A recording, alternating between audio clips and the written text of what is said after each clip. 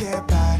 It resides between my eyes. Walked through the fire, came out better on the other side. See, life's like a beach if you find the sand. And right now, I feel like 100 grand.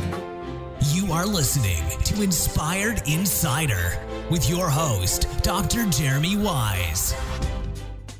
Dr. Jeremy Wise here, founder of InspiredInsider.com, where I talk with inspirational entrepreneurs like the founders of P90X, Atari, many more, and how they overcome big challenges in life and business. Our sponsor today is Rise25.com, which helps service professionals, doctors, lawyers, accountants, coaches create additional revenue streams. Stop trading time for dollars. We hold you accountable to your biggest goals with a step-by-step roadmap. Check out Rise25.com. It's run by myself and co-founder John Corcoran. It's application only. Today, I'm very excited. I've been hearing this name for years and years and this company for years and years. Joe Barton, he's founder of Barton Publishing. It's one of the top digital publishers of natural health solutions and home remedies with over 1 million books sold. It includes the best-selling Diabetes Solution Kit, the flagship natural health newsletter Home Cures at Work, and the publisher of Wholetones Healing Frequency music. And Joe was a former accountant who founded Barton Publishing in 2004 from, I love the description, Joe, is from a tiny basement office, no windows, probably no light from the outside world, on a farm in the middle of Minnesota. What's a big milestone you're especially proud of in the business? Like if you look back, you've been in this business for over a decade. Mm-hmm. What's something that makes you especially proud? I would say just the longevity that we are still here after 13 years, because I've seen a lot of businesses and friends that have kind of come and gone, sadly, like something will happen and they weren't able to weather the storm or whatever, just big challenges. So, just kind of a resilience, I would say, and able to adapt, I guess. And it's especially important to me as my 4 boys are all grown up, and my oldest is graduated high school this year. It's just to be able to see, like, I've been able to be here for them, going to all of their, school events and sporting events and home, when they need whatever. They'll come in randomly, and I'm surprised they didn't come in and knock on the door. We want them on the. Yeah. So what is he going to do after school? After high school?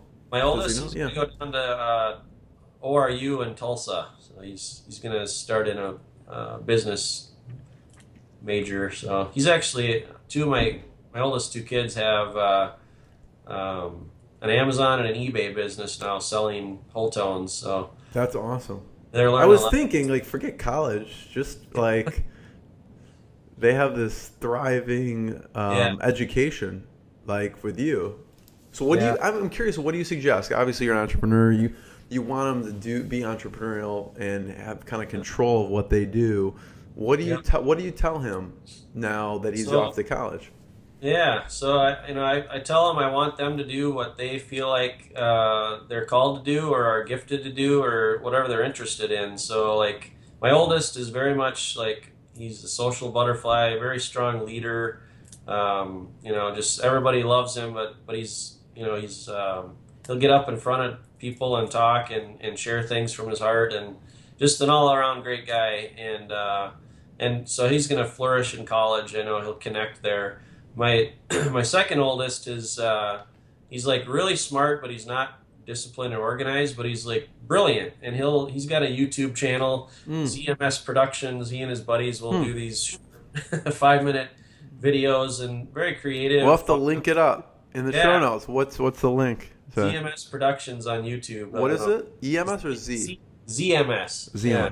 Oh. It's 3 buddies, or he and his 2 buddies. Well, let's link up ZMS Productions. Yeah. So I could totally. What kind of videos are they? So he likes to go to thrift stores and find deals, and so they will have video of them going in, finding deals, and then using it. Whether they buy a scooter or they'll buy a hat, or I don't know, just random. It's very random, and it's a bunch of 15, 16-year-old boys just being boys. So he's creative, the creative type. Yeah. And I don't see him necessarily as a traditional going off to college, getting a degree type of thing. He'll probably go to college, but it'll be more for the other reasons, just social, because that's what everybody does type of thing. But I could see him totally coming up with the next, Facebook invention or something crazy, that we don't know, Right. doesn't exist yet, but he's creative. He'll think and of something. Yep, and it'll be because of his, willingness or preference to live outside the box and stuff like that. Yeah. Love it. Yeah. Thanks for sharing that. That's interesting. Because they grow up with you, and what your situation is non-traditional, Right. in the sense, right? So they don't. That's traditional to them. Like what you're doing is normal. Right. Right. Good point. As opposed to before, which is if they saw you in the accountant role. Yeah. Like what they see for you is that's their normal world. Right. So I'm really curious of what their perception of the world is different from probably most people. Yeah. Right. It's I think through their friends, and they hang out with their friends and see their families, and they realize like what normal probably looks like to most people for the most part. And so I think they've got a pretty good understanding that we're non-traditional and this isn't normal, but it opens up the world of opportunities for what can be done, and sometimes like people don't want this type of lifestyle because it's a lot of risk taking and unknowns, uncertainties, and which is fine. Some people just aren't wired that way. Yeah. So last question, Joe, is you have a really a cause that you are is close to your heart with foster children. Yep. Can you talk about what that is and what that looks like in your world? Yeah. Thanks for asking. So 5 years ago, my wife became the director of Royal Family Kids Camp in South Dakota, it's a nationwide organization based out of California. They started 25 years ago. And basically, it's a bunch of volunteers that get together and host like a week of summer camp for foster kids and foster kids. And so like all over, like just in that area, or how does that? Yeah. So for us, like her camp had 52 kids last year, ages 6 to 12, and we stay. They do it up at a camp on a lake, and it's 75 adult volunteers that are all pre-screened and all that. And but we they do crafts, games, eat meals with them, and the whole goal of that week is just to let them have fun and be a kid and not have a worry in the world, because it's completely opposite of what their normal life is. And it's kind of heart-wrenching on Friday when you have to say goodbye, and some of these kids are going back to some hard situations where they're living with foster parents. Can you talk about that? Like, I mean, you've experienced that, but what would be like a situation that, because you've probably heard all sorts of stories, right, of what their actual situation they're going back to. What's that look like, to give some perspective? So these are kids that a lot of them have gone through sexual abuse, physical abuse, neglect. A lot of them would have parents that are drug addicts, alcoholics, that just, aren't good parents at all and make bad choices, and then their kids, face a situation where things escalate, and then the cops come and take them, and they get put into a home, basically. So. And then how old are the kids at the camp? At the camp, they're ages 6 to 12. Yeah. And then we founded a new organization called Fostering Hope. It's fosteringHopeSD.org. And that was to create, a couple different purposes. One is we put together the funding to buy a camp so that we can host these camps. That's awesome. And that's Fostering Hope SD, like South Dakota.org. Okay. Right. Yeah. And but we also created a couple new programs to help the kids after they are outside of that week of camp. So there's 3 different programs. One of them is to do like a quarterly reunion where we get all the kids together, play games, kind of just reconnect, so it's not just once a year. And then the other thing we have is a mentoring program. So after somebody is 12, they graduate from the week-long Royal Family Kids Camp. But now what are we going to do with them after that? is what we're trying to answer, and that's where we do mentorship. Because you just don't want to send them home and be like, okay, like, here's a week, like, good luck with your life type of thing. Yeah.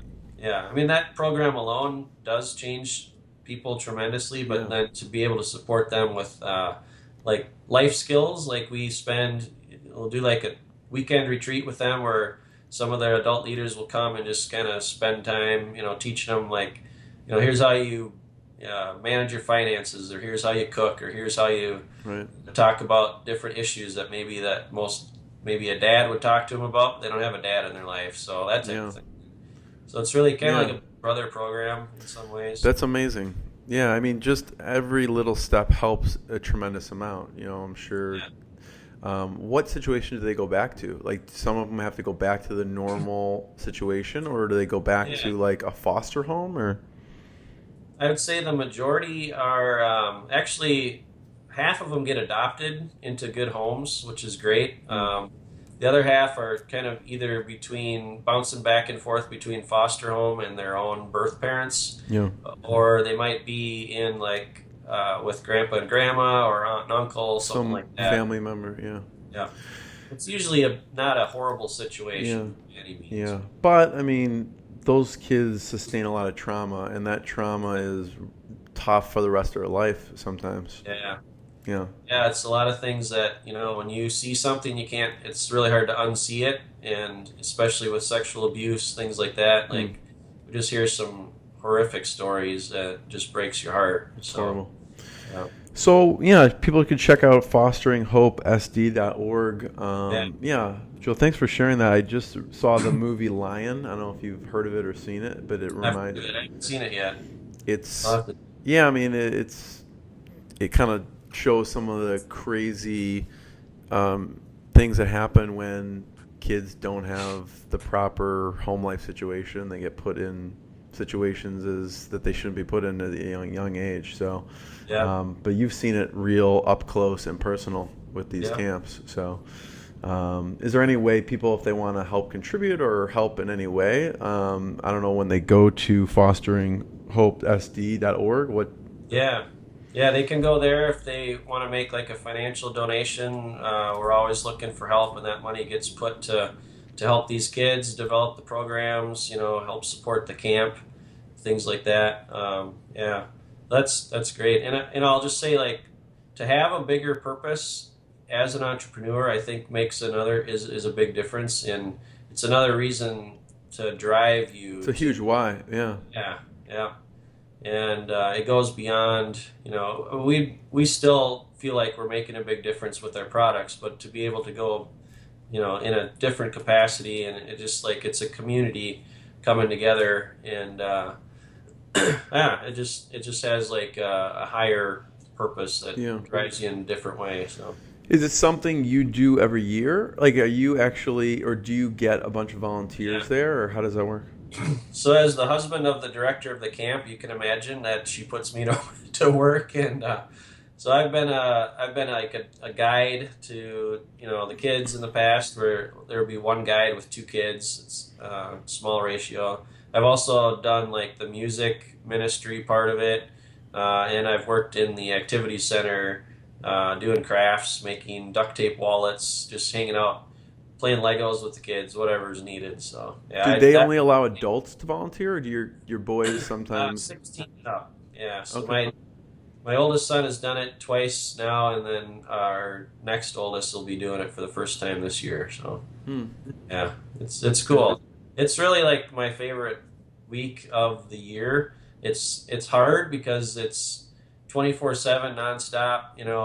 Go, but it's so rewarding and fulfilling to see the kids just be kids, and you're making a big impact on them. So it's cool. Joe, thank you so much. I really appreciate it. Everyone should check out bartonpublishing.com or wholetones.com or fosteringhope.sd.org. So awesome. Thanks, Joe. This has been great. Thank you, Jeremy. Yeah. All right. What I got, you can't buy. It resides between my eyes. Walked through the fire, came out better on the